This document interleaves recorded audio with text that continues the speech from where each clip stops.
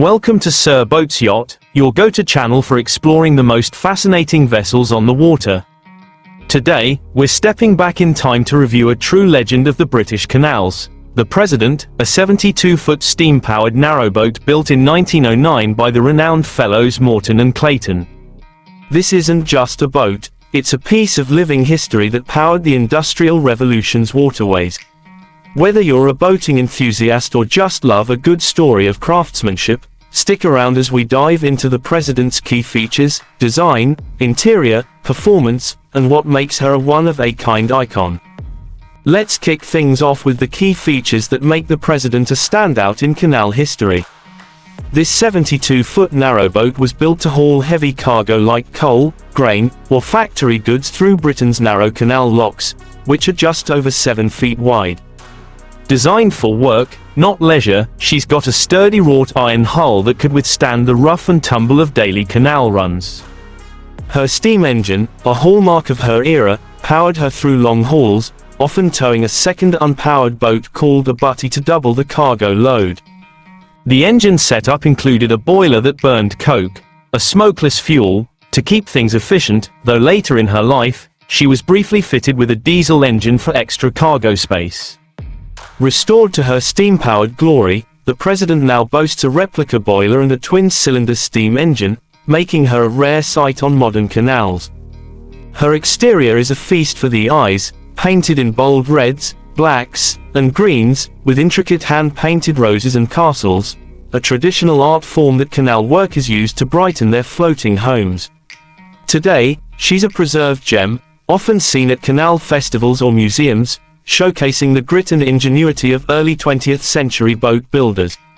These features combine to make the President not just a functional vessel but a cultural treasure that tells the story of a bygone era.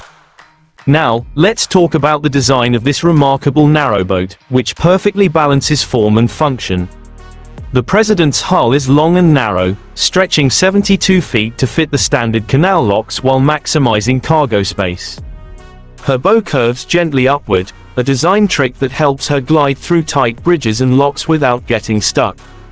The stern is what's called a traditional style, with a small platform just big enough for the steerer to stand and work the tiller, leaving most of the boat's length for cargo or living space. Built from riveted wrought iron with a wooden bottom, likely elm, she was tough enough to handle years of scraping along canal banks and locks. The steam engine and boiler take up a chunk of space near the stern, with a tall, slender chimney poking out to vent steam, giving her that classic steamboat silhouette.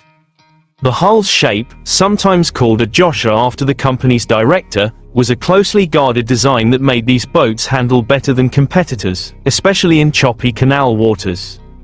Decorative touches, like painted scrollwork or a small storage box at the bow, add personality without sacrificing practicality. Every inch of the President's design screams efficiency, built to carry tons of goods through Britain's industrial heartland while looking good doing it. For boat lovers, it's a masterclass in how engineers solved big problems with limited space, creating a vessel that's as beautiful as it is hard-working.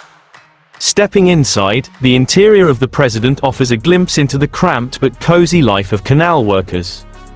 The heart of the living space is the boatman's cabin, a tiny room at the stern, maybe 10 feet long, where entire families once lived. The walls are polished wood, often oak or pine, glowing with a warm patina and decorated with hand-painted roses, castles, and folk motifs in bright reds, whites, and yellows. It's like stepping into a miniature art gallery. A fold-down bed, or berth, is tucked against one wall, with simple woolen blankets and a pillow for sleeping. A small cast-iron stove sits nearby, doubling as a heater and cooktop for making tea or hearty stews after a long day steering. Storage is clever.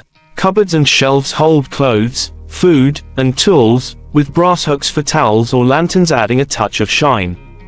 Light comes through small, round porthole windows, brightening the space with a soft glow and offering views of the canal's green banks. The floor might have a painted diamond pattern, a nod to the boatman's pride in their home. There's no modern plumbing, so the sanitary setup is basic. A wooden washstand with a ceramic basin, a water jug, and a chamber pot stashed discreetly out of sight. Every detail, from the heart-shaped coal scuttle to the compact table for family meals, shows how boaters made the most of a tiny space. It's not luxurious by today's standards, but the president's interior feels like a warm hug, blending practicality with a surprising amount of charm. When it comes to performance, the president was built for reliability, not speed, perfectly suited to the slow, steady pace of canal transport.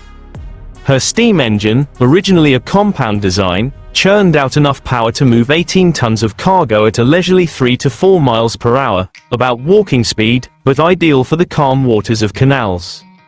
This setup let her tow a butty boat, effectively doubling her hauling capacity for big jobs like delivering coal to factories or grain to markets. The coke-fired boiler kept the engine running smoothly, though it needed constant tending by the crew, who shoveled fuel and managed steam pressure. Later, when diesel engines became popular, the president was briefly converted to a semi-diesel motor, which freed up space for nearly 8 extra tons of cargo and cut down on crew workload. Today, her restored twin-cylinder steam engine and modernized boiler make her a joy to operate, chugging along with a rhythmic puff that turns heads at canal events. Handling is where she shines. The Joshua hull design keeps her stable, minimizing waves that could damage canal banks, and the tiller steering gives the steerer precise control to navigate tight locks or dodge overhanging branches. She's not a speed demon, canals don't need that, but she's a workhorse, built to keep going day after day through muddy waters, narrow tunnels, and steep lock flights. Think of her as the reliable pickup truck of the waterways, tough, steady, and ready for the long haul. What makes the president truly special are her unique selling points, which set her apart from modern boats and even other historic narrowboats. She's one of the last working steam-powered narrowboats in existence, a rare survivor from an era when steam ruled the canals before railways and trucks took over. That alone makes her a floating museum, offering a real taste of what life was like for boatmen during the Industrial Revolution. The sound of her steam engine, the whistle's sharp blast, and the faint smoke from her chimney create an experience you can't get from a diesel cruiser or luxury yacht. Her hand-painted decorations, those roses and castles, are more than just pretty. They're a cultural tradition, passed down by families who lived and worked on the water. Restored with care, she's not a static display but a living, moving vessel, often seen cruising canals or paired with her butty boat, Kildare, to show how working pairs operated. For history buffs, she's a time machine, bringing back the sights, sounds, and even smells of a century ago.